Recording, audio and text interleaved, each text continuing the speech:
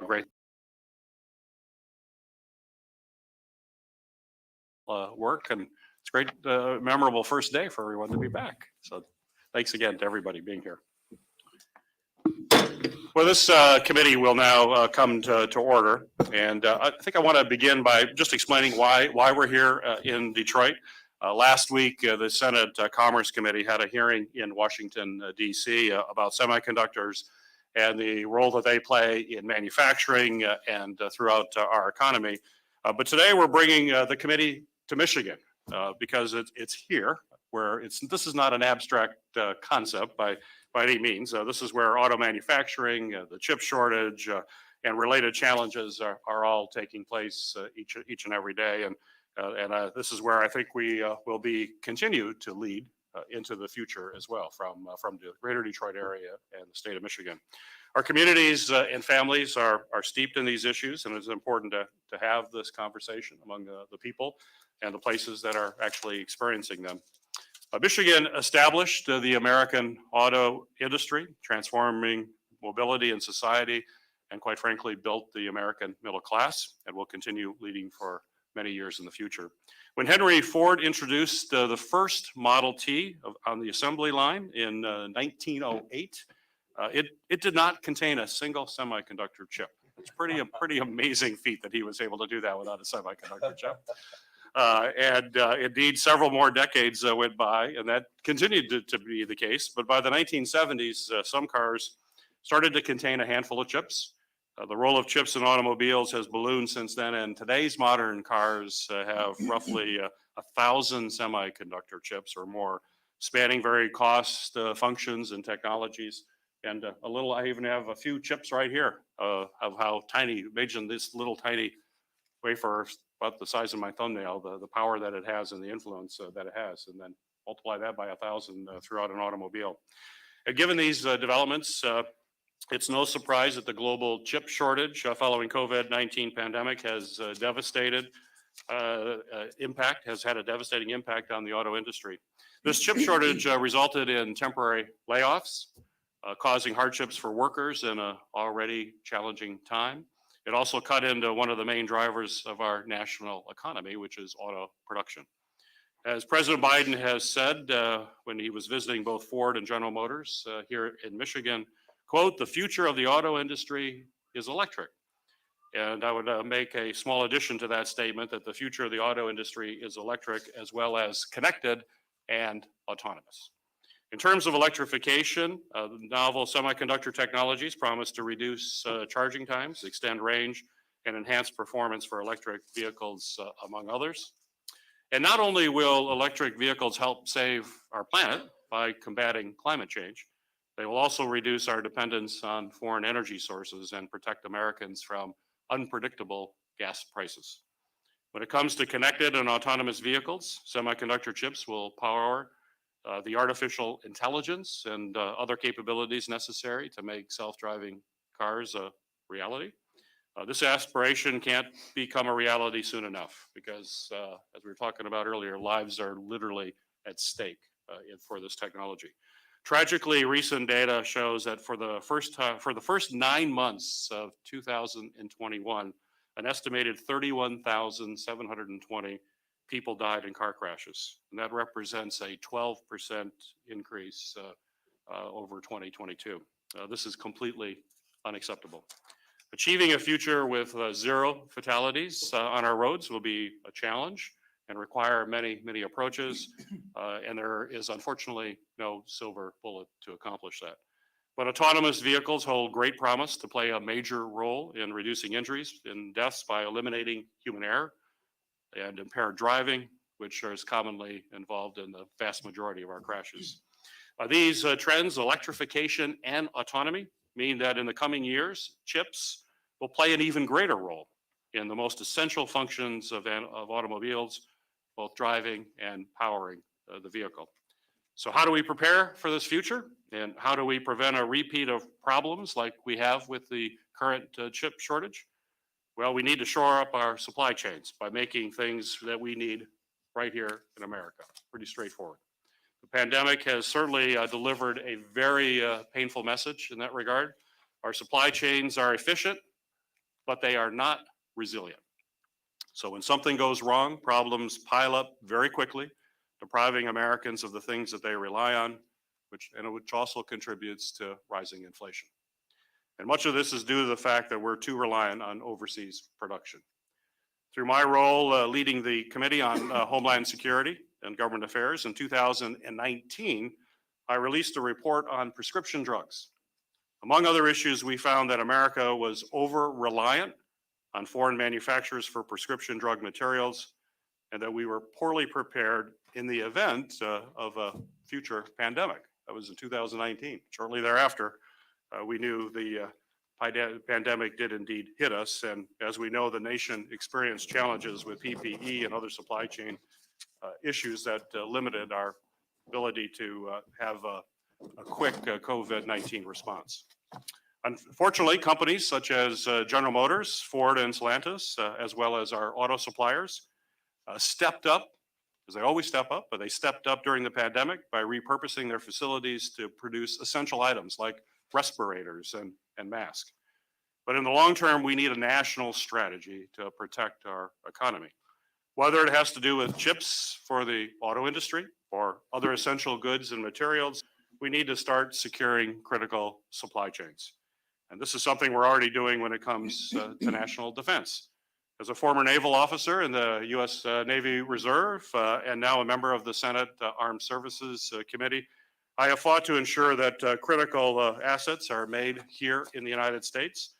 For example, Marionette Marine, which is right along the Michigan-Wisconsin border, is building Navy combat ships today, with about half of the workers coming from Michigan, employing hundreds of them.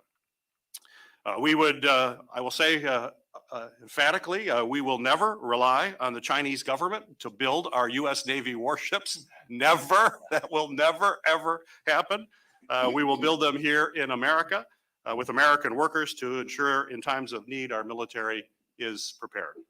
We must apply that same approach here with semiconductor chips, especially how they are central to everything from automobiles to life-saving medical devices. And that's why it's imperative for the Congress to fully fund the CHIPS Act. In particular, we need to pass legislation that I led with Senator Stabenow that would provide $2 billion to incentivize domestic manufacture of so-called mature chips that are in short supply and that manufacturers of all kinds rely on, especially in the auto industry. This $2 billion is in addition to a $50 billion investment to ensure that the United States becomes the leader in the manufacture of advanced chips and other semiconductor technologies.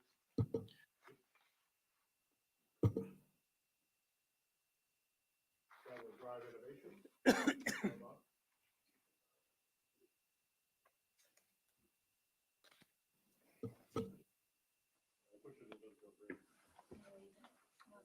Is it on now? Good.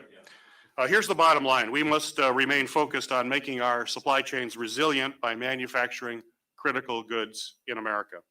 And that includes semiconductor chips, but other supplies that are essential to millions of American jobs like the auto industry.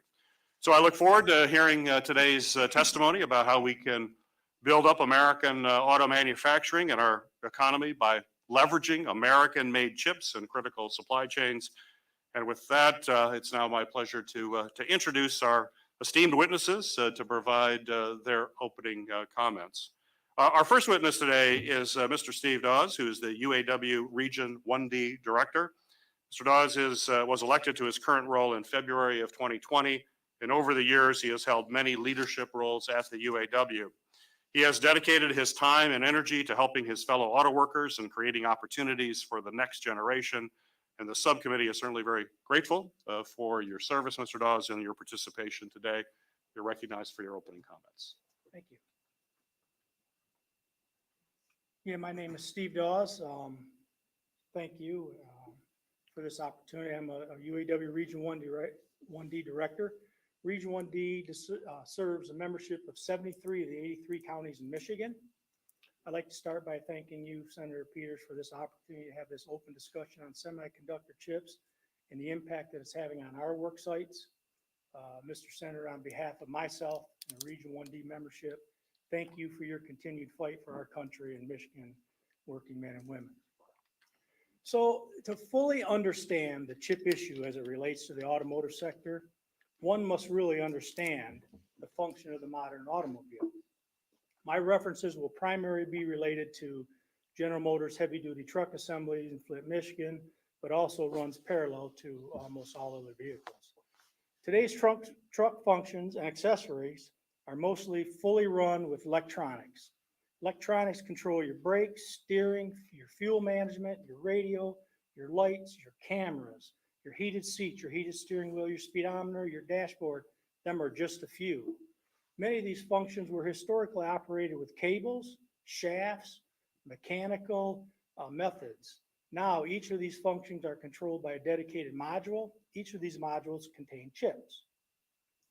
These modules may contain one chip for the more basic function or many chips for the higher functioning module. So, Senator, what I've done is provided some pictures for you of in your pamphlet right there. So the first picture you'll see is actually a module of your XM radio and your radio in a vehicle. As you can see, from one is the top view, number two is the side view, and you can see the numerous electronic connectors that are hooked onto these things. Three is the bottom view. Again, another set of three connectors that come in, and this is just for your XM radio to receive and communicate back to the computer. The second set of pictures are what we refer to as a BCM, which is the brake control module. And in both pictures, you can see where there's 7 different areas of connection and outputs in these modules. And any of these modules, again, retain the chips. The brake control module is one of the more important modules in a vehicle. They interface between the brake pedal and the master cylinder, senses the amount of pressure from your foot to the brakes. It talks to the rest of the braking system, including anti-lock brake function, along with your wheel sensors, etc. So very complex piece of the vehicle. There are many more modules that contain chips. Some of the more important ones are actually the brake control module, the engine control module that controls all of the functions of the engine, the transmission control module that controls the shifting of your transmission. The engine performance is controlled by the engine control module, also controls the governmental emissions standards that we meet that could not be met with the old mechanical ways. So these are very critical, these modules and the chips that contain in the modules. The chip and module numbers range differently from a mid-range truck. There's approximately 650 different electrical components in a vehicle, sensors, switches, etc. Approximately 30 of them are modules. Most of all the 651 components contain at least one chip. The 30 modules have a much more complicated architecture, as you can see in the picture, Senator, each containing multi-semiconductor chips, some containing 100 plus chips. 650 is an average component number, but varies with the different building depending on your naturally your options, whatever. These dependency on semiconductor chips is actually, from talking to our engineers, is expected to double in the next 3 years. So very important on what our dependency are on these things. The shortage of these chips causes the company to make hard decisions determining where the limited supplies they receive go. Do they send them to a car assembly or a truck and SUV assembly? And what options can be eliminated or installed at a later date? Adding options later leads to extra costs, and the lack of product ability leads to customer satisfaction. One of the last pictures I will show you is my wife just purchased a brand new Tahoe vehicle. As you can see, as I have highlighted, there's a credit. Not equipped with heated steering wheel. Includes later retrofit. Credit. Not equipped with front and rear park assist. Includes later retrofit. So these are something that will have to be taken back to the dealership, where somebody will have to spend hours in putting these modules into the vehicle, loading them up to a computer, talking to the vehicle's computer, and so now the computer recognizes these.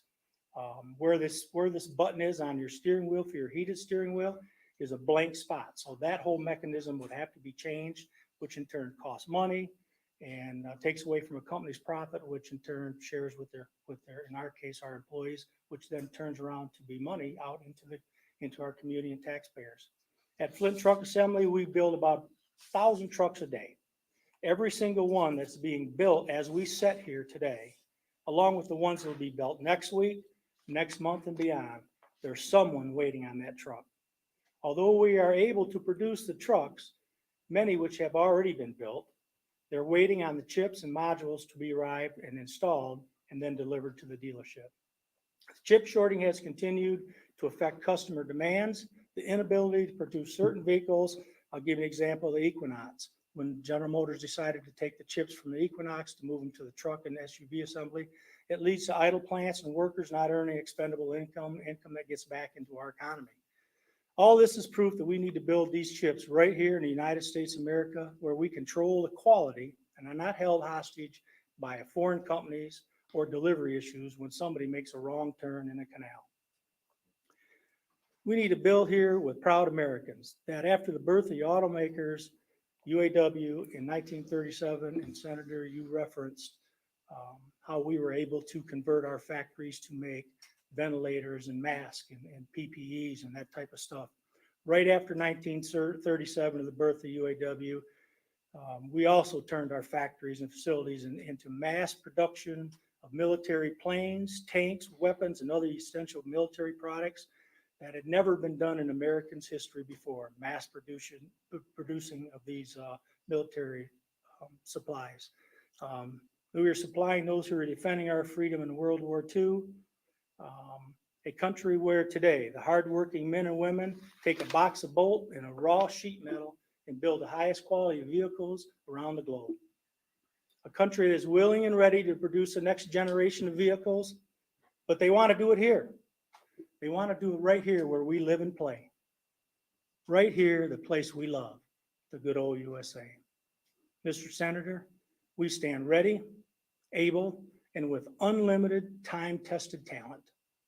Let's build chips here, as well as the current technology and future technology. Let's do it here. Let's do it in our house.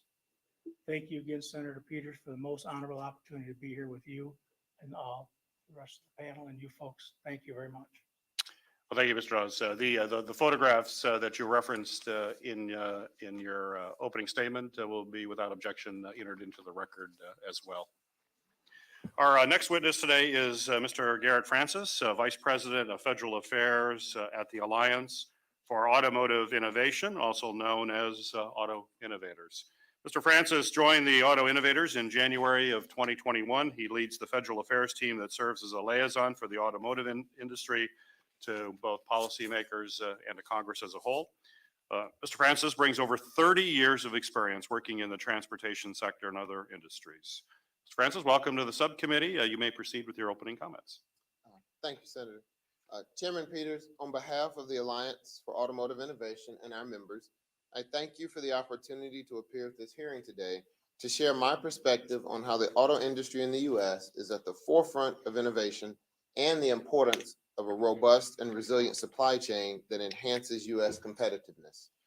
We appreciate continued engagement with your office regarding the ongoing challenges in the semiconductor supply chain to develop supportive policies that can help ease those constraints and develop further domestic production capacity, including fully funding the authorized program from the Chips for America Act as encompassing legislation in both chambers, including the bipartisan United States Innovation Competitiveness Act, or USICA. Maintaining and enhancing U.S. leadership in automotive innovation, however, is not just about the future of the auto industry. It is about the nation's global competitiveness and economic security.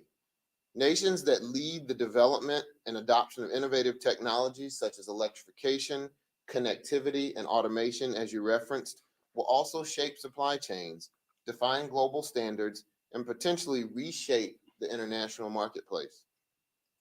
As Senator, you mentioned the transformation and the role that Michigan played in the auto industry. Today, we're on the verge of another transformation in the automotive industry in the United States that will fundamentally alter personal mobility. Through substantial long-term investments in electrification, as well as advanced safety technologies, including automation, the industry is redefining motor vehicle transportation. Likewise, government policies, investments, and programs must be modernized and transformed to reflect changes in the global marketplace and gaps in its supply chain.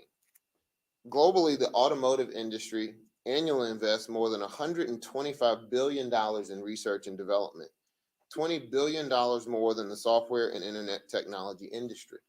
Roughly $24 billion of this annual investment occurs in the U.S., which supports alone 108,000 jobs and harnesses the innovation and ingenuity of major automakers and their workforce.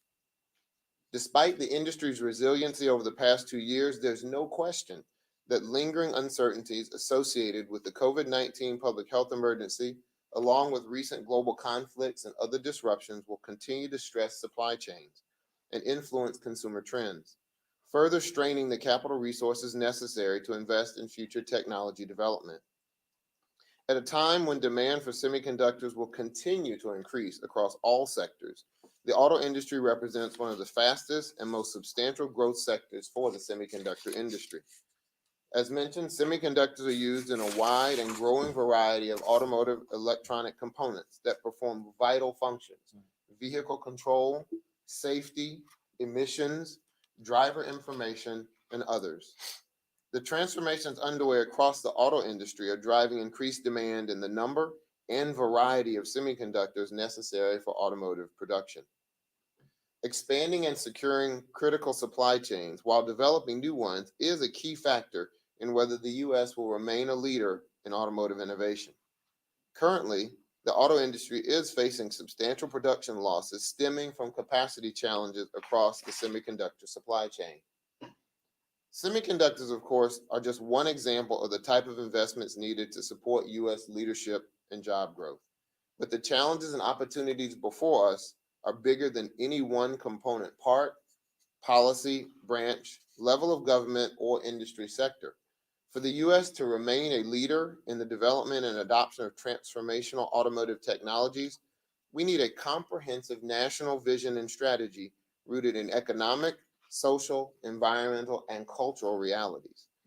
That comprehensive strategy must address several pertinent and pressing questions. What supply chains are available and will they need to change? What are the challenges to developing the U.S. supply base for specific new technologies? Senator, how are we preparing or repositioning the U.S. workforce, including auto workers, suppliers, and related workers, for these new technologies? What are the impediments to consumer adoption and affordability of advanced vehicle technologies, including electrification and automation? How do we address the challenges and barriers unique to certain communities, such as rural and disadvantaged, and ensure advanced vehicle technologies are accessible and beneficial to all Americans? What other industries, stakeholders, or sectors will be necessary to realize the potential of these important transformations? These are but a few challenging questions at the core of maintaining U.S. competitiveness and enhancing U.S. leadership in automotive innovation. Strategies must account for these realities, otherwise they could inadvertently harm the nation's workforce, limit consumer options, and jeopardize our nation's future and global competitiveness. Our goal, Senator, in working with you is to avoid such outcomes by continuing to work collaboratively with policymakers and other stakeholders to maintain the U.S.'s global leadership in automotive innovation. So today, on behalf of the auto innovators and our member companies, I look forward to working with you, other members of Congress, and the administration to develop and implement policies such as those being discussed today to realize the promise of cleaner, safer, smarter transportation future while ensuring the U.S. leads automotive innovation for generations to come. So again, I appreciate being here today. Well, thank you, Mr. Francis, for your opening comments. Our next witness today is Mr. Jay Rathard. Mr. Rathard has been with KLA for 26 years, and among other roles, he is the co-creator and owner of company-wide automotive strategy for KLA. Before joining KLA, he was a Top Gun trained and decorated F-14 fighter pilot. Go Navy. Go Navy. And welcome, Mr. Rathert. Thank you for your service to our country. You may proceed with your comments. Thank you, Senator Peters. On behalf of KLA, it's an honor to be here to address the hearing and the other committee members and online and those who are testifying. Nearly all of us carry a technology miracle with us practically everywhere we go without giving another thought. More than 7 billion smartphones are in use today, and each is loaded with a few dozen of the most advanced chips ever designed.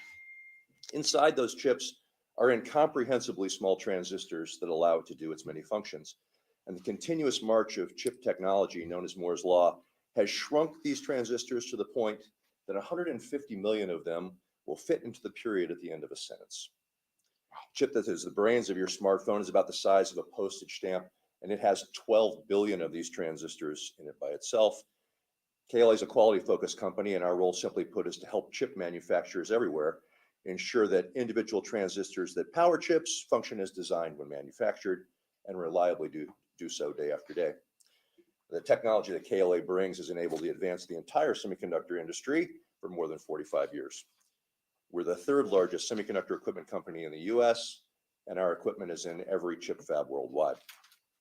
These same chips are now incorporated into many products, including automobiles, enabling innovations like driver assistance features, electrification, and the autonomy that we're addressing today that appeal to today's drivers. But many are surprised to learn that premium cars may contain not just a few dozen chips, but the premium cars are now up to as many as 10,000 individual chips. And when I started this just a few years ago, we used to say nearly 3,000. So it's tripled in just a few years at the premium level. A growing percentage of these advanced chips are central to the operation of the vehicle, serving in either mission critical or safety critical roles. And when a chip fails in your phone after a few years, it's a frustrating inconvenience. But when a chip fails in a car, it can be catastrophic, and only bad for business or brand reputation if you put lives at stake. So KLA believes in the growth and the importance of chips in automobiles, and it's a secular, significant shift, and that our quality role will be crucial to its success. In recognition of this trend, KLA has built a second headquarters campus here in Michigan to be close to the heartbeat of America's automotive industry and to collaborate with the community of local car manufacturers, suppliers, and academics that are bringing innovation to this market. As part of the Good Jobs for Michigan program, our move here was conceived in partnership with the Michigan Economic Development Corporation and approved by the Michigan Strategic Fund, and we're proud of our plan to bring 600 new high-tech jobs here to the region.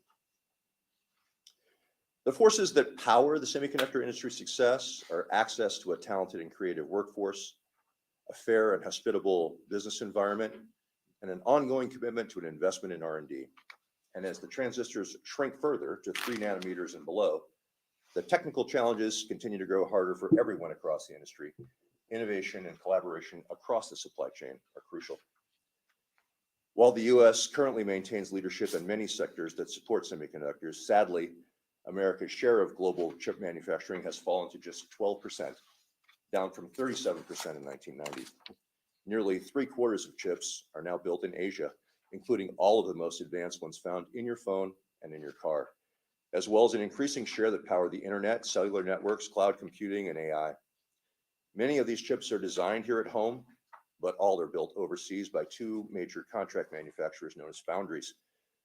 Each of these are susceptible to unplanned disruption, either from natural disasters or geopolitical events, creating a significant strategic liability for America and our economy and our jobs here at home. In the past, America had multiple domestic chip manufacturers vying for technology leadership. Most fell behind on the necessary investment to remain technically competitive and therefore profitable, and this caused them to change their strategies away from the cutting edge, leaving only one viable US supplier position to potentially serve this market and compete here at home against the entrenched foundry leaders overseas. The importance in R&D investment to stay relevant and competitive in this rapidly evolving business cannot be overstated.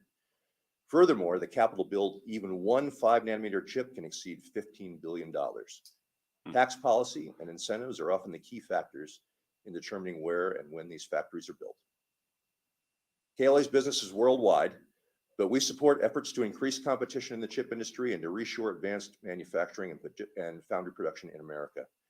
Investments like the CHIPS Act enable America to advance our competitive differentiation and reinforce the strength of domestic semiconductor businesses ecosystem.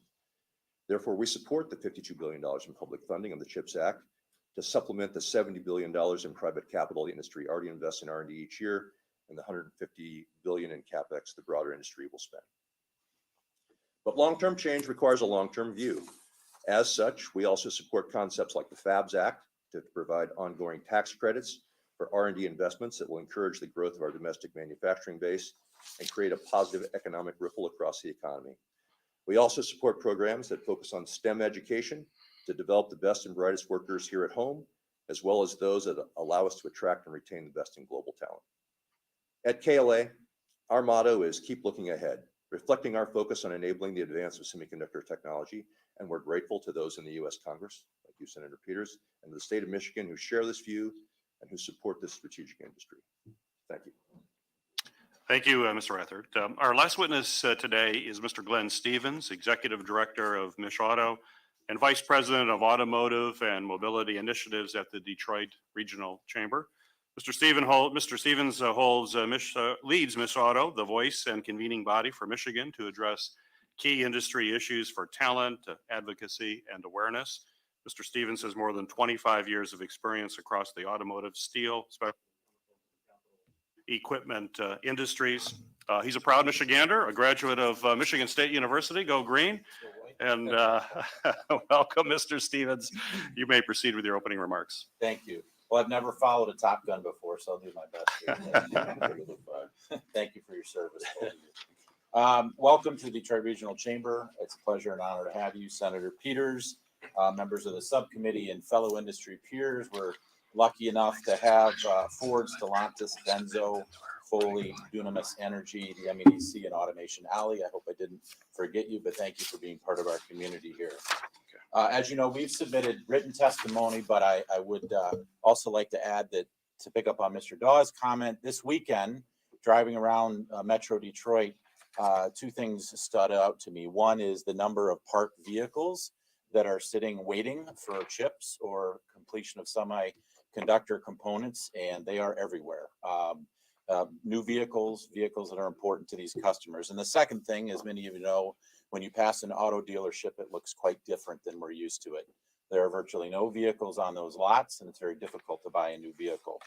With those things in mind, please allow me to express the following to frame things. The United States, and particularly Michigan, remains at the forefront of automobility innovation and production. The Great Lakes region is #1 in automotive manufacturing jobs. The Great Lakes states investment in R&D outpaces the rest of the nation, and Michigan represents 18% of all U.S. vehicle production.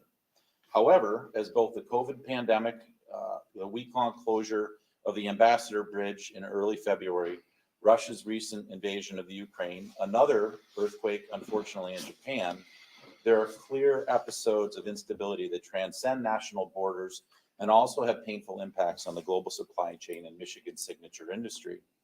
As this committee knows, the current shortage of semiconductors has hampered the auto industry's ability to build and sell vehicles. The vehicle industry now considers them unrecoverable. And in Michigan alone, we're approaching 300,000 vehicles last year, 2.3 million in the United States compared to 1 million in China. There is no silver bullet to this issue. In fact, I'm sure Mr. Ford would have something to say about the supply chain efficiency and resiliency if he were here with us today. But currently, a disproportionate number of these chips are manufactured away from our shores in other countries and stall U.S. production, and it illustrates the problematic nature of relying on these foreign suppliers.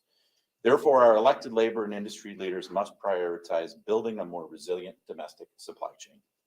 Intel's announcement in Ohio is a great step. Arizona's announcements with regards to it. Hopefully in Michigan, we will have plants like that here in the future. We urge the lawmakers and the community to further extend and commit the approval of the CHIPS Act, but also the FABS Act, the Investing in Domestic Semiconductor Manufacturing Act, and the Securing Semiconductor Supply Chain Act. All of these are complementary and bipartisan pieces of legislation that demonstrate, from what my colleagues from industry and labor have shown, that building this technology in the United States isn't just good for business and the American worker, it's sound public policy. Investing more in domestic chips means expanding not just the number of manufacturing jobs, but also high-tech jobs. These facilities are often called labs to fab, and there are a tremendous amount of high-tech workers, skilled trade workers, and production workers available in these facilities for our American workers. We see this as both something that represents good, high-paying jobs, but will also require a sophisticated talent strategy here in Michigan and the rest of the country to support that. This is something that we at Mish-Auto and the Detroit Regional Chamber are very committed to.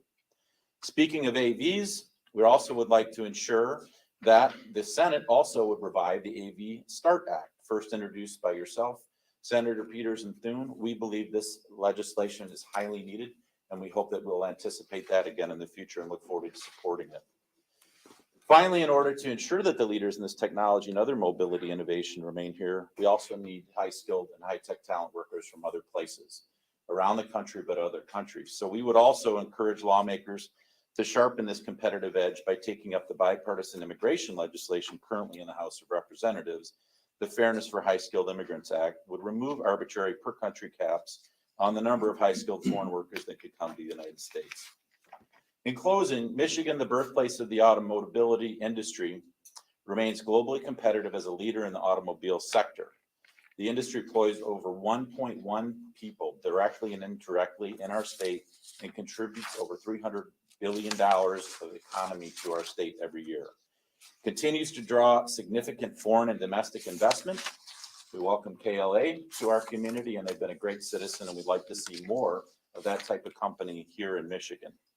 We hope that here in our state, our administration and policymakers will prioritize the domestic sourcing of these production and also the high-skilled talent factor in research, design, engineering centers across our state and country.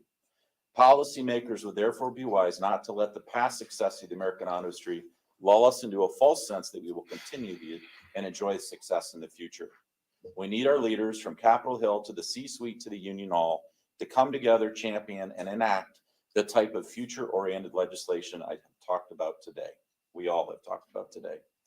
These bipartisan pieces of legislation are our chance to secure America and Michigan's position as a dominant leader in automotive and mobility manufacturing and innovation for the future. We shouldn't pass this opportunity up. Thank you, Senator Peters, and to my peers. Really appreciate the opportunity today. Well, thank you, Mr. Stevens, and to each of our witnesses, thank you for your opening remarks. Mr. Dawes, certainly the public has seen an awful lot of media attention to the chip shortage and the impact that it's had on the auto industry, but your folks have experienced it firsthand as a result of layoffs and changes to try to adapt to the shortages. That's why Senator Stabenow and I secured $2 billion in the Senate-passed competitiveness bill to manufacture the so-called mature legacy chips here in Michigan that are used by automobiles. This is in addition to the $50 billion that's in the package to include research and development as well as manufacturing for advanced semiconductors. But my question for you, sir, is can you describe the human impact of the chip shortage and tell the committee how it affected not only auto workers, but also communities in Michigan and across the country? Well, it's a devastating effect because, you know, as we've all lived through this pandemic, we are social people. We like to be out in public. We like to go to ball games, and we like to go to work. We like to go to work and proudly build the vehicles that we build in this state and this country, to the point where they are the best built and reliable vehicles in the globe. And when that gets restricted and you are told, hey, we're shutting your facility down for weeks and weeks and weeks, only due to a lack of parts, that's very devastating for a person that wants to come to work and make a living and provide for his family and pay their fair share of taxes.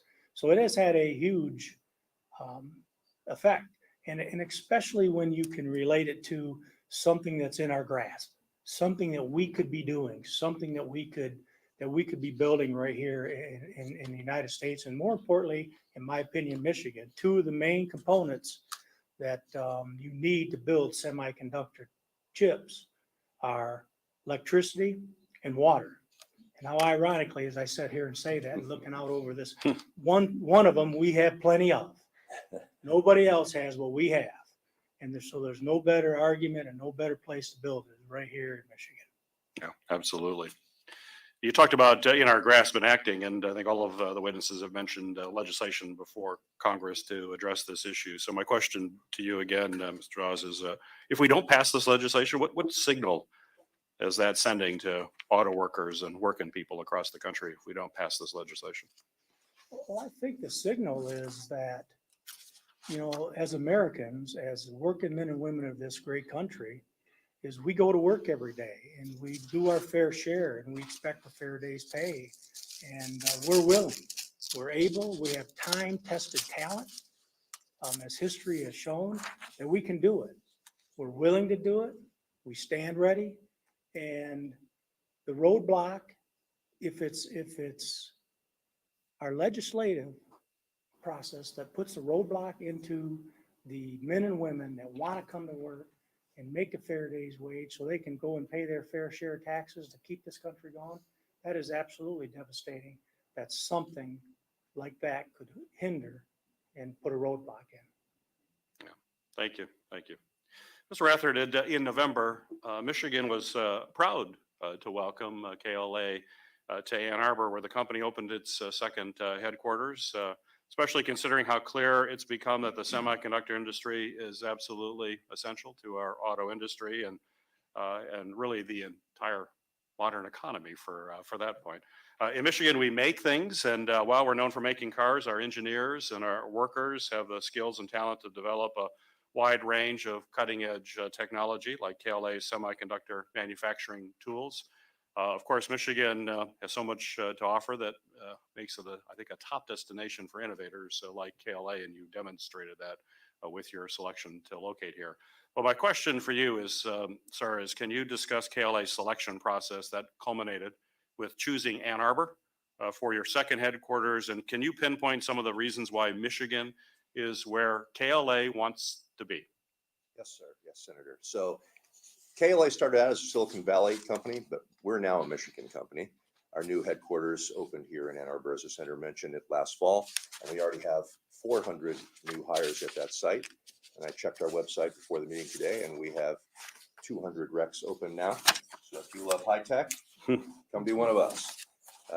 We've invested $195 million so far, and our new campus is adjacent to the University of Michigan. We looked at hundreds of sites before we picked Michigan, but we were drawn by the strong engineering talent here. And I'd heard your comments before. Michigan builds things. Absolutely, that's why we're here. Our partnership with the University of Michigan Engineering School helped be a feeder for the kind of talent we need to build these complex systems. We like your international access with your airport here. Easy to get to Asia and Europe, where our customers are. We had a great partnership with the Michigan Economic Development Corporation. And most importantly, as we went searching, Michiganders had a can-do and how can we help attitude. And we didn't encounter that everywhere. So you made us feel welcome. We're happy to be here. We continue to want to grow here. And furthermore, in my experience, where chip companies land, things tend to cluster up. I think about Austin and Chandler, Arizona, Portland, San Jose. So I think when the secret gets out, maybe more like-minded high-tech companies will join us here. Well, thank you for that the answer. I'm going to ask a few of you some questions here related to autonomous vehicles, which represent the future for the auto industry. And certainly while the exact timing and the details are going to be influenced by both technological factors as well as economic factors, one way or another, cars will ultimately be autonomous. And there are already autonomous vehicles on our roads in various parts of our country. And I think that, quite frankly, is really good news, especially in light of the tremendous safety benefits that these automobiles are going to deliver. And I cited some figures in my opening comment that really scream out for change when you're talking about the lives of tens of thousands of Americans who die on our highways every year. So, Mr. Rathard, again, back to you. Could you share some more details with this subcommittee on how semiconductor chips will play a role in making autonomous vehicles a reality? Yes, Senator. So many of the chips that are in your vehicles today have been in the supply chain for a long time, and the quality has been well tested, well proven. Qualified chips might be in the supply chain as long as 15 years. So there's lots of opportunity to assure that chips in critical roles will be reliable. I think the concern as we push into these advanced capabilities like autonomous driving, we're going to bring some technology and some very advanced chips, maybe from the consumer space that haven't had that long time to mature. And we're going to ask them to perform functions that will be mission critical and safety critical. We're going to put our families in those cars, and we're going to want those chips to perform reliably. Now, this is KLA's core mission, and it's why we're so interested in working closely with the automotive sector, with the OEMs, with the tier ones, to help them understand the nuances of chip quality, how to make sure that all those new devices, which there may be thousands interacting with each other, and need to do so flawlessly. We want to make sure that that goes well, protects the lives that it's intended to. All right, thank you. Mr. Francis, my question for you also follows along with autonomous vehicles here. In my mind, we are going to have autonomous vehicles, as we mentioned. The only question is, will the United States and its allies actually lead the way in developing this technology, or are we going to cede this advantage to other nations like China? So my question to you, sir, is can you comment on the importance of maintaining our competitive advantage when it comes to autonomous vehicles, as well as related essential technologies like artificial intelligence? Certainly, and thank you for that question, Senator. The American auto companies and auto companies that produce here have invested billions of dollars in research and development in autonomous vehicles. One of the things that Mr. Radford mentioned is that these are going to take time to mature, but good public policy will also make sure that we do it safely and we do it smartly. We need our companies to have the opportunity to test and deploy so that these things can be tested in real conditions. And so, as we look to the future, our and competitiveness, foreign nations are already investing in this technology. And so we in the United States need to make sure that our public policy is keeping pace with that global investment. At the Auto Innovators, we've developed an AV roadmap that lays out a clear 4-year plan for policymakers to preserve and enhance U.S. leadership in autonomous vehicle and autonomous technology development for life-saving technologies. And we need to look at it that way. Autonomous vehicles offer a great opportunity for people around the country, whether it's in rural areas or disadvantaged areas or who have mobility challenges. And as I mentioned before, in the auto industry, a number of things that happen in the auto industry and that happen here in Michigan find their way into other things: defense industry benefits, education industry benefits, medical industry benefits. So our supply chains that are so vital and so important to Michigan and to autonomous vehicles are connected across the spectrum of U.S. manufacturing. So your leadership in talking about how to move that conversation forward in terms of AV and your bipartisan work to try and find a way to encourage public policies that do just that will continue to be very critical. All right, thank you. So, Mr. Dawson, we're talking about these changes. My question for you, sir, is what are you seeing in terms of deployment of these technologies play out actually in the factories, on the shop floor, and specifically, how has making cars changed over the years as you've watched it with respect to chips, and where do you see things heading when it comes to workers? Well, as I said earlier, the difference in the modern vehicle, what the vehicle was when I grew up, is totally different. You open the hood of a vehicle today versus just a few years ago. You look in there and you'd see the steering shaft come out, going down to a steering box, and now all that is a clump of wires coming out that performs all of that. So that's a big part of how manufacturing has changed today. And quite frankly, those of us, me included, years ago that were reluctant to that change maybe, or are afraid of that change, now enjoy that change. I love my heated steering wheel. I love in Michigan. I love my heated seats in Michigan. And everyone in here has got something either on their hip or their pocket or laying on the table. As Mr. Rothart said, is that who would have believed years ago what that cell phone would do? I mean, I remember I had a bag phone, and look at what it does today. So there's a huge shift in how we manufacture and what the functions of the vehicles and how they're performed more so than the functions. So that's a big change. What we see, one of the other major changes is when you remove the internal combustion engine along with the transmission as we know it today, and then the drive shaft into the rear axle. That's a significant change that will be taken over with electrical components. But approximately today, 80% of the vehicle remains unchanged. You still have all your interior, your steering wheels, your brake pedals, your seats, your heating, your air conditioning. Outside, you still got your sheet metal, you still got your tires and what have you, and then the frame structure.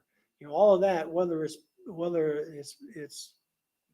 propelled with an internal combustion engine or electric motor, you still have all the safety features, crash specifications and what have you, all of them safety features that still need to maintain. So about 80% of the vehicle remains unchanged. So them are some of the things that, are naturally on our radar. And I got to tell you, I'm a GM guy. I don't have any Ford or Stellantis in my region. I have all General Motors, but I can tell you with working with our General Motors counterparts in the design and the engineering and the management level, along with our membership and our leadership in our factories, we launch vehicles like have never been launched with the quality and time frame that have never been done in the history of this country.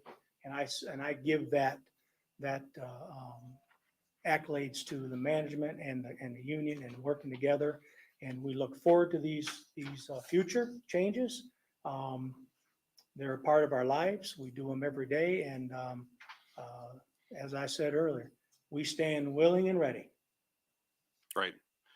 I'm going to want to return in a moment to electrification, labor issues, and talent development, et cetera. But before I do that, I want to return to the current chip shortage for a moment. And my question is going to be for you, Mr. Stevens.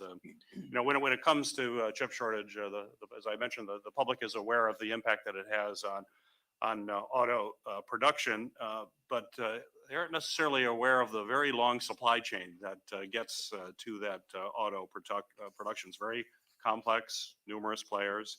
So when auto production is disrupted, it doesn't just affect the major automakers, which people are familiar with. It involves numerous suppliers, businesses, many of which are small businesses that are involved in every step of auto production and countless workers all along that chain. And that's why I believe it's so important that we fund the CHIPS Act and the $2 billion investment in legacy chips, as I've already mentioned. Not only will manufacturing chips in America create numerous good paying jobs in the semiconductor industry, but it's going to protect and grow jobs all through manufacturing sector. And so my question for you, sir, is can you describe the ripple effects that the chip shortage has caused throughout the auto supply chain? And if you could comment on what funding the CHIPS Act will mean to workers and businesses all up and down that chain and why we need to take action on it. Certainly. Well, we'll focus on Michigan, which we do well. So the auto industry is in virtually every community in Michigan, virtually every single community. And we'll see it very clearly in an assembly plant, but you don't see it so much as you go down into the lower tier companies. And those lower tier companies, which might employ 10 people, 60 people, all the way up to 6,000 people, they are what contributes to local communities, local economies, and there's an indirect multiplier effect in each one of those communities. So when there is disruption, for example, the 2 weeks down of a General Motors plant, you can imagine what that does to the local community on a daily basis. And when that stacks up, like it has stacked up over the last couple of years with the supply of the microchips and the problems, it has had an exponential factor on our communities. So the localization and the investment in our own country of stabilizing and making that supply chain more resilient, so those peaks and valleys of production are not seen. These plants require stability, but so do the communities to operate. So we're hopeful as we see these investments in the United States that we'll start to see even more growth in those economies, and certainly not the dramatic impact that these economies feel in these local communities, as well as the large cities. Right. Thank you. Mr. Rathard, a question for you, and this turns us back to the electrification of the fleet, which we've been talking about, and how innovative semiconductor technologies are going to help reduce charging times as well as increase battery range, which is critical for this transition to occur. Not only will it benefit the environment by reducing emissions, which is a huge benefit, but it will also end our need to rely on gas to power our vehicles and remove really a major transportation cost, as well as we see potential national security issues for around the world. So my question to you, sir, is can you talk about how semiconductors are going to help enhance EVs and make a fully electric future truly possible? Yes, Senator. So EVs are different from your standard combustion engine automobile in the fact that chip content is nearly 3 times what you would find in your standard automobile. And a lot of those chips are coming from a technology that has been used, and it's called silicon carbide. It's actually been used in a lot of use cases before, but now we're bringing it into our automobiles, and it's handling this battery management, fast charging, lots of the capabilities that make EVs possible. And we've really never stress tested it the way silicon's been tested for the last 70 years. So there's a lot of maturing going on in that part of the economy right now. I was in North Carolina this last week, working with a company to try and improve the kind of necessary quality they're going to need to deliver silicon carbide. So I think there's lots of people interested in that. It'll power your vehicles into the future and bring the sorts of capabilities that we're all interested in, this additional safety, this reduction of greenhouse gases, all the productivity gains we hope to get. So. Very good. Thank you. Mr. Francis, could you expand a little bit on how you believe and your organization believes electrification is going to literally transform mobility in the future?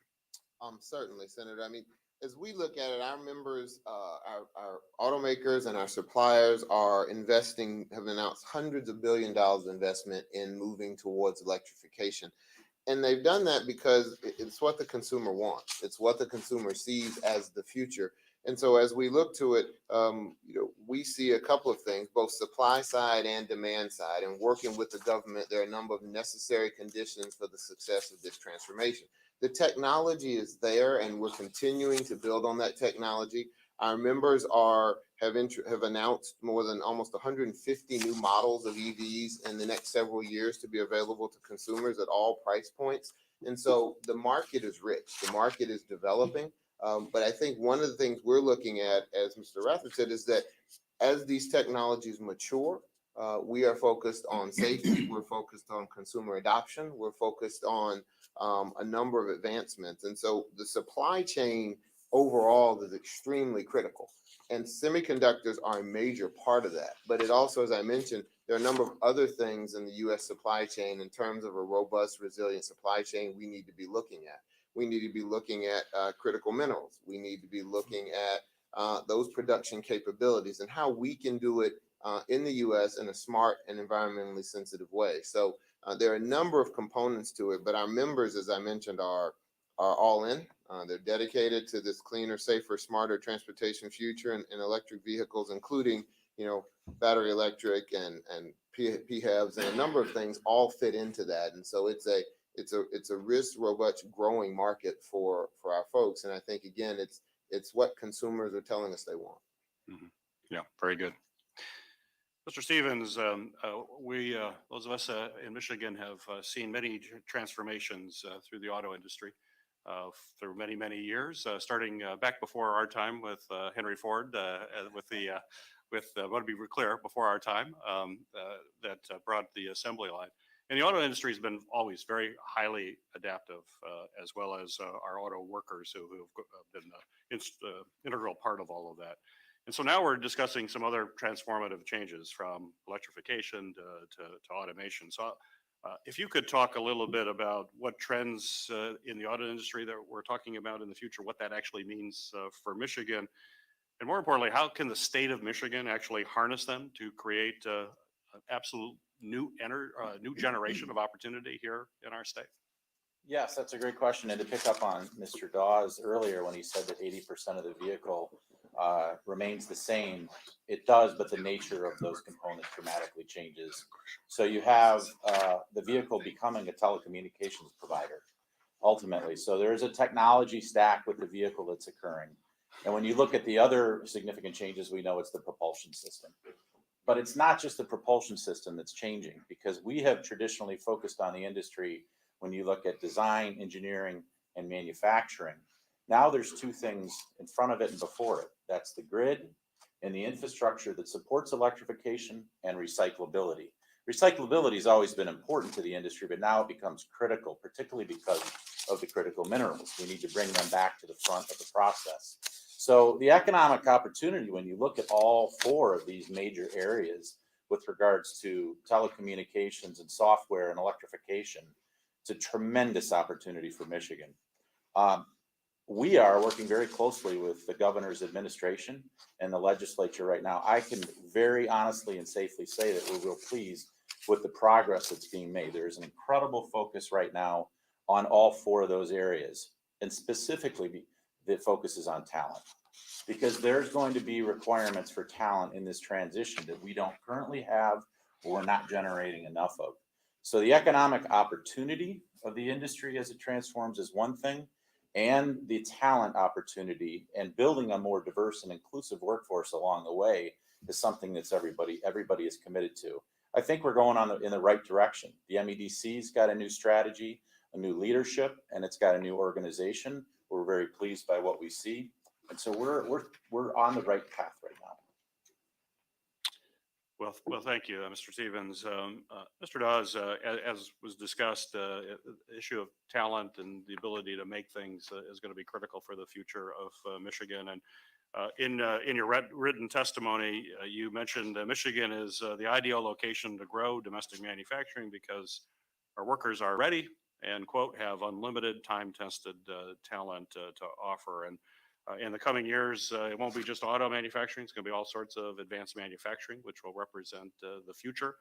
Certainly, the semiconductor industry is a prime example of that future and the need for folks who understand how to make things. If Congress passes the CHIPS Act, our country is going to start building lots of chip manufacturing plants. And there certainly is a concern out there as to whether or not we're going to have workers to fill those roles in these new manufacturing plants.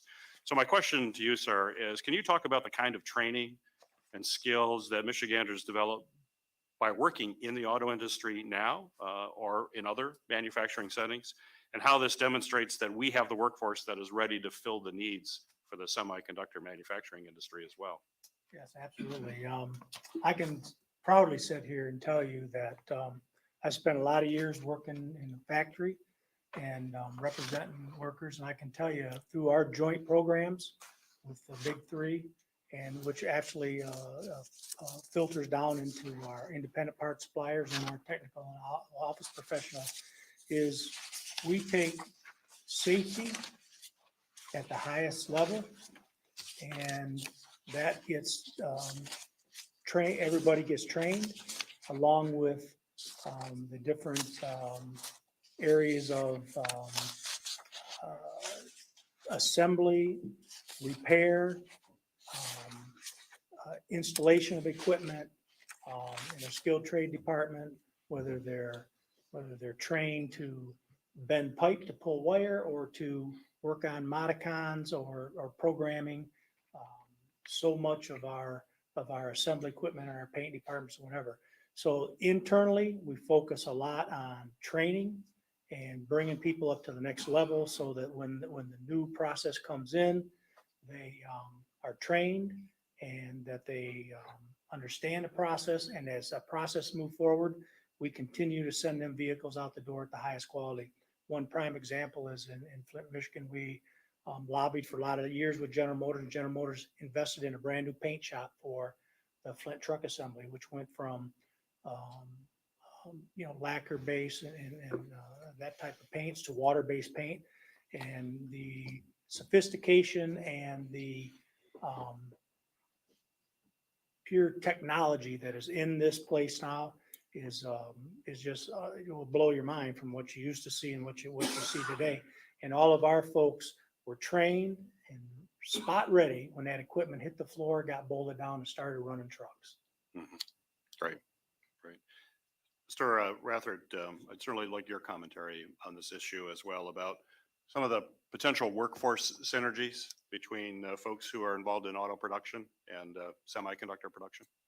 Yes, Senator, semiconductor design and process engineering are engineering intensive.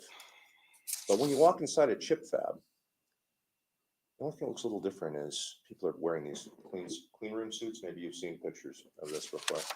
But ultimately, it's really manufacturing, writ at a very small scale, if you will. But there's still people moving materials, people controlling quality, smart trained workers bring these chips to life. And I think the skills that Michiganders have based on manufacturing automobiles and your rich manufacturing history in other areas are just the types of skills that can be transformed and to fit into the chipware, whether we're building the chips themselves, building the equipment that does it, building the factories that make the chips. Michiganders are well equipped with your long history of building things to be successful. Great, thank you. Mr. Stevens, as we've discussed the growth of the auto industry and the impact on the country and the fact that it created the American middle class, there's certainly been incredible opportunities that have resulted from the industry, but all too often some communities are left behind, especially communities of color. And as we look to the years ahead and think about shaping opportunities for auto workers, as well as in the semiconductor industry, which are good paying jobs in manufacturing, I'd like your thoughts on what you're seeing in Michigan on this front to have a very diversified workforce and how we can step up this important priority. Well, I think first of all, it's extremely important, and there is a focus on this, that we raise the educational attainment of all of our people in this state. And that means something post high school. It could be a welding certificate, could be coding, could be an advanced degrees, but we need to raise that educational attainment level in Michigan. That's something the Detroit Regional Chamber is very committed to. In addition to that, the K-12 base level education is important.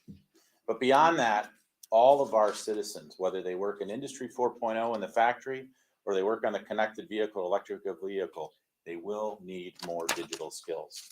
Every job classification's digital skill score or rating, according to the Brookings Institute, continues to go up. So this is really essential for us as we prepare people. But also think that, and we're seeing this right now, and I think Natalie's company with Dunamis Energy is a perfect example. Electrification, because of all of those different parts of the industry, provides an opportunity for more people to be participating in the economy of that electrification. And I think our company's a perfect example where they're going to build chargers here in Detroit. So we see these opportunities, but it's going to be incumbent upon us to prepare our youth with K through 12 to get the educational attainment and to get the right alignment of skills for the industry demand, whether it be in a labs to fabs, a semiconductor plant, or a charging network plant, or a traditional automotive plant. Thank you. Mr. Francis, I'd like you to add your perspective from automakers on making the industry more diverse and more inclusive. What's your assessment of where we are? What more we need to do going forward?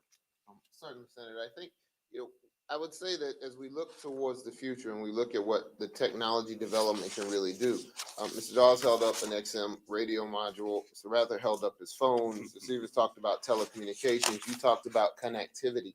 And what I think this transformation can do is it really is about connecting people. While automation is not new, the speed of automation has certainly increased. And so it's incumbent upon us, and our members have taken to heart, really looking at how communities are impacted, whether it's rural communities or disadvantaged communities or communities of color, both in terms of the workforce that they can attract in these times and in terms of the consumers that they can service in these times. So I think it's not just on one side, but it's on all those sides. And I think that it's important that we continue to look at workforce training. It's important we continue to look at informing our young people about the paths that they can take. What are the opportunities that they might not have seen before? And so these are new things in this kind of new jobs in the U.S. economy. We've seen with this whole new burst of technology that we've already seen new jobs and new skills. And for whatever skill level you might have. But I do think, as Mr. Stevens said, it's important that we that we begin to train our young people at an early age about the digital future, about the technology future, and retraining. We have, in this country, we have people working longer than ever, and we have people who are capable, well into their mature years, as we talk about mature nodes, that, we do retraining that allows them to participate as well across the spectrum. Right. Thank you. Thank you. Mr. Rathert, as you know, the Senate and the House have now both passed separate bills to fund CHIPS Act, and I'm hopeful we'll get an agreement soon, and we'll be able to come together on a fairly large package and send it off to the president to be signed into law. Certainly, I believe it's essential so that the federal government can start implementing these incentives and boost domestic manufacturing, which will help everything we're talking about here today.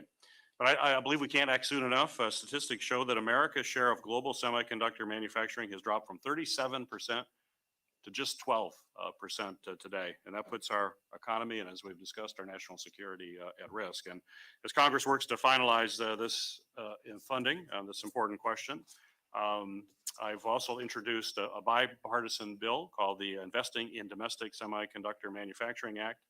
My bill would ensure that CHIPS Act gives incentives to boost domestic semiconductor manufacturing to include U.S. suppliers that produce the materials and the manufacturing equipment that enables semiconductor manufacturing. By growing the domestic footprint of U.S. companies that produce essential materials and equipment, we can create more opportunity for manufacturers here in Michigan as well as across the country, certainly at the same time strengthening all of those supply chains. So I'm glad that the House has taken up my language and is in the bill. Now we're hopeful to get it in the completed package going forward.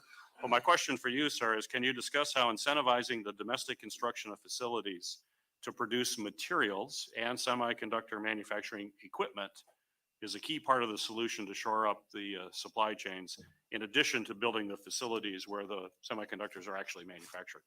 Yes, Senator, and again, we're grateful to KLA for your leadership, as well as that of your colleagues and in the House in this bicameral and bipartisan approach to the CHIPS Act and the surrounding supporting legislation.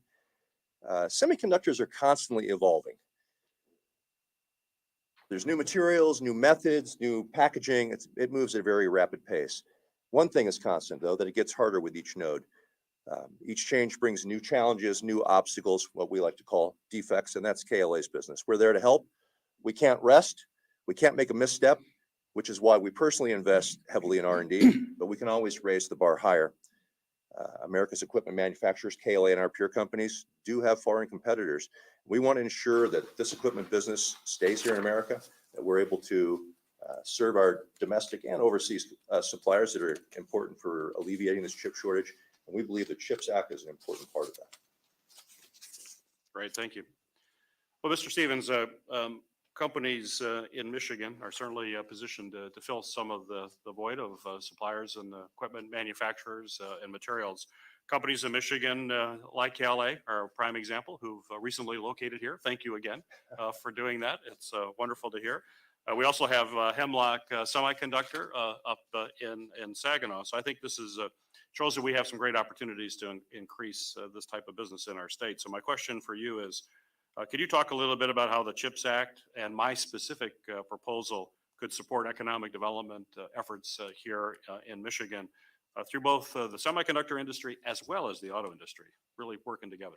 Yes, it's really important that we focus on what's needed for a company to make a decision to either grow the business that's already here or to come here. And of course, there's a myriad of factors around that.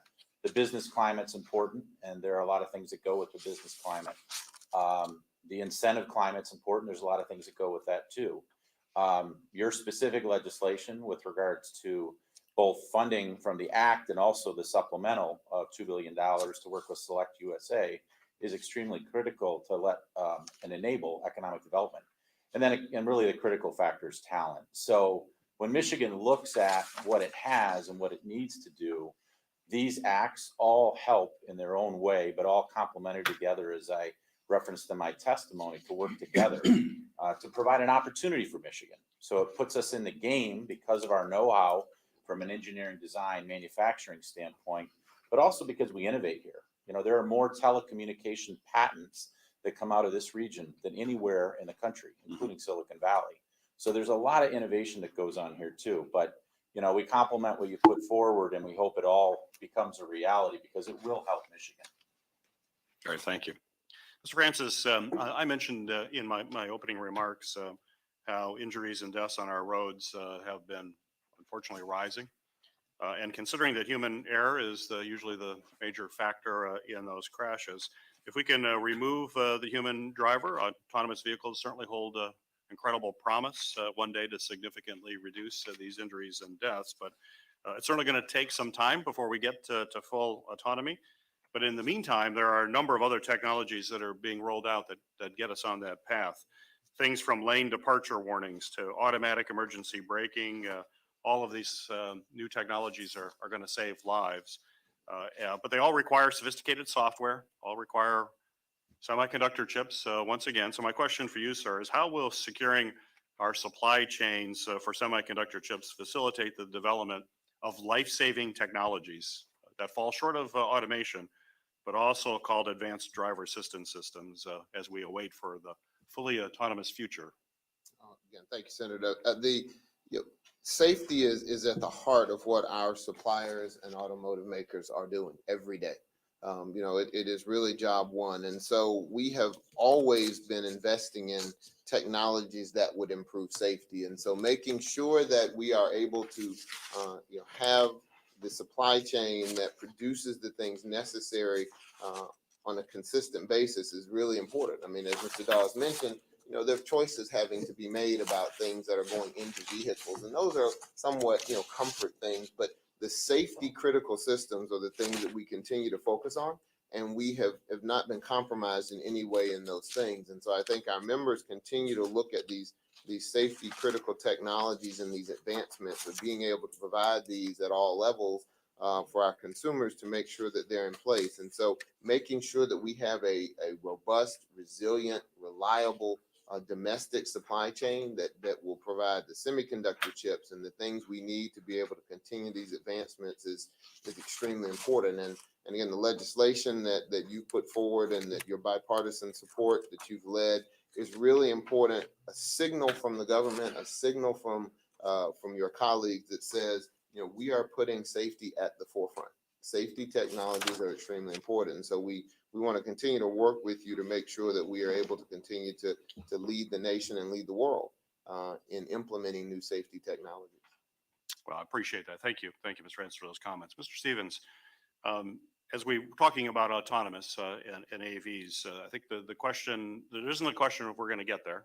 It's coming. It's just a matter of what time frame.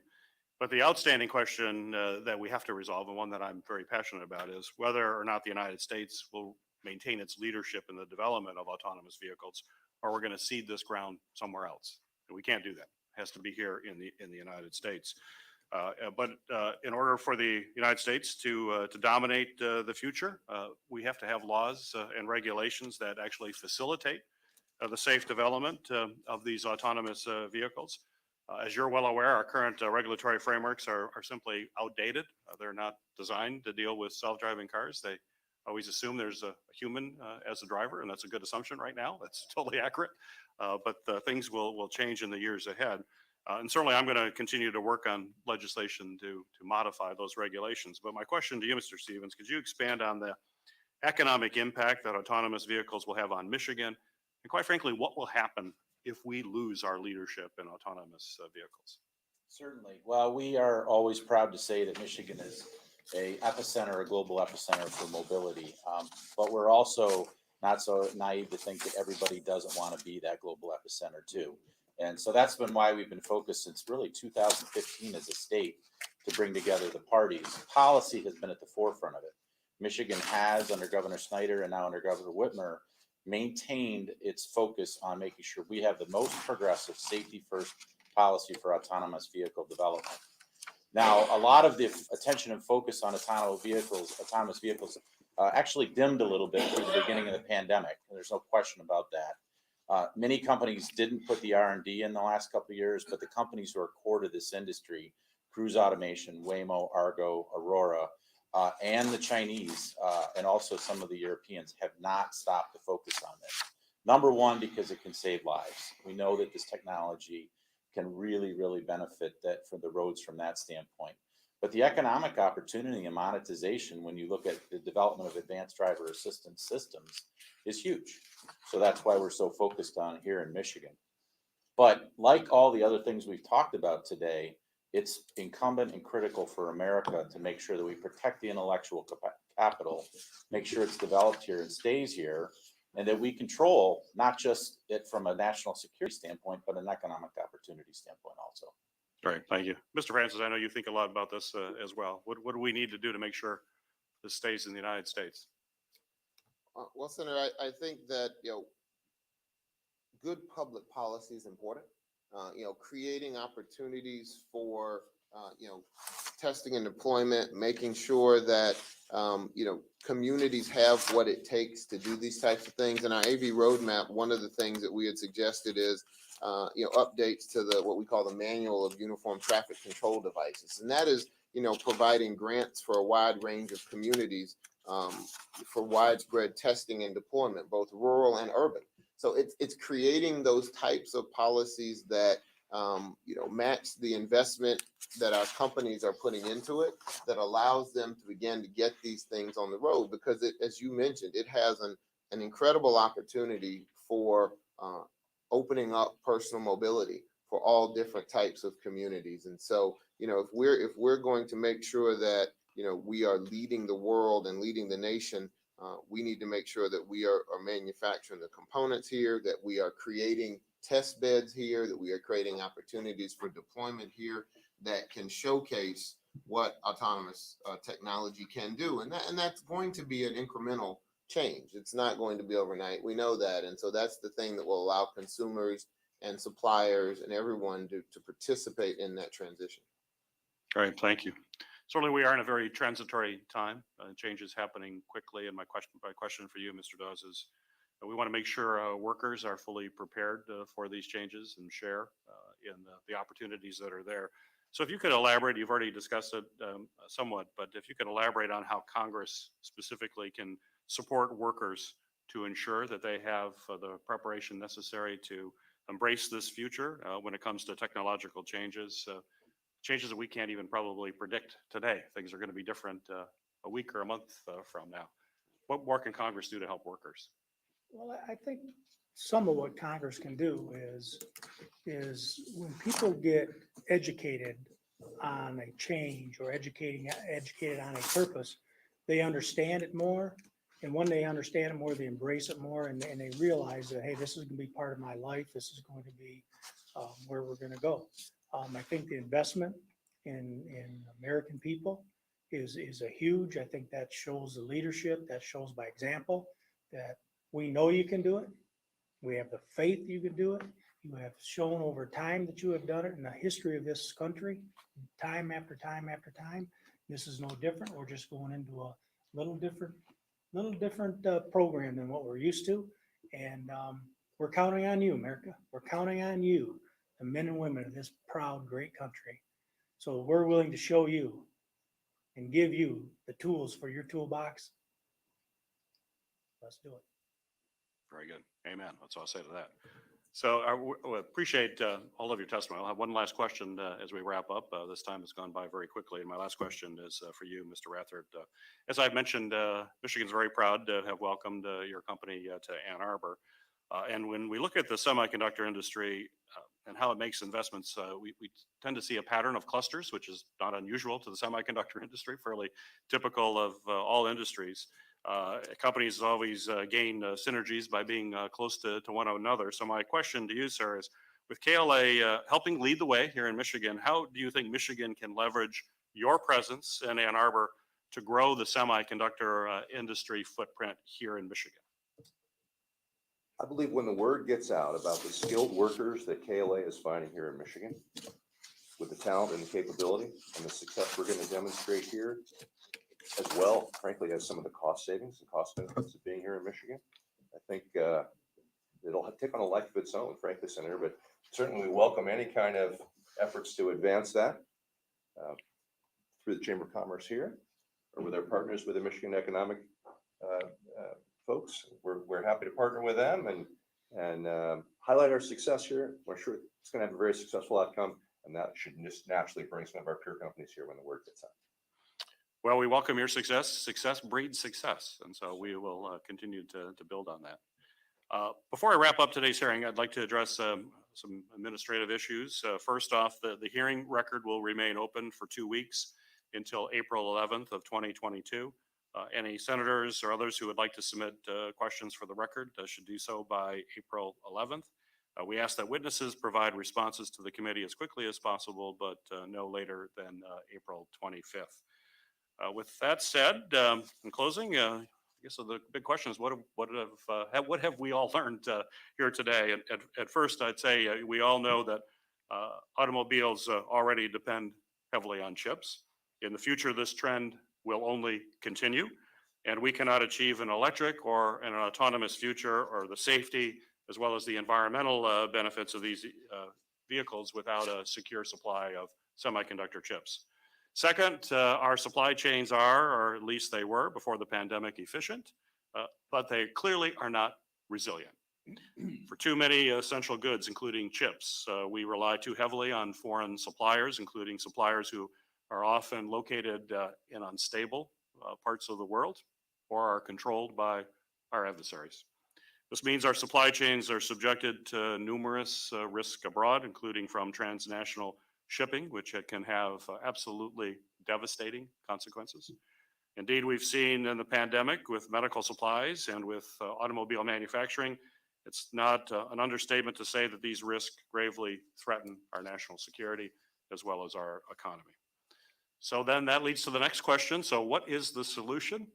And I think we need to make things here in America, and I think hopefully all of you would agree, and I want to make them in Michigan specifically, but America, but Michigan first and foremost. And that's why I've worked to grow the domestic auto production and tackle issues related to the chip shortage by fighting for funding to make chips in the United States. In addition to onshoring semiconductor supply chains through legislation I authored, which is now passed through the House. The bottom line is we have the greatest workers in the world, the greatest drive for innovation, and certainly I think the greatest potential of any nation on the earth. We need electric and autonomous vehicles to save our planet, as well as to save lives on the road, and we need to make them here in the United States of America. If we need pharmaceuticals, medical devices, and vaccines to stay healthy, we should be making those in America as well. And if we need chips to stay competitive in the global economy, we need to make them in America. The entrepreneurial spirit and the work ethic of our state and nation literally built the American middle class and helped make America the superpower in the 20th century. And in the 21st century, we have everything we need to succeed here at home. And that's why I'll continue to fight for the future. I want to certainly thank our participants who I know share that vision too, to fight for the future and to continue to support the United States and our manufacturing abilities as the greatest nation on earth. So thank you for your participation here today. We will now conclude this hearing. This hearing is now adjourned.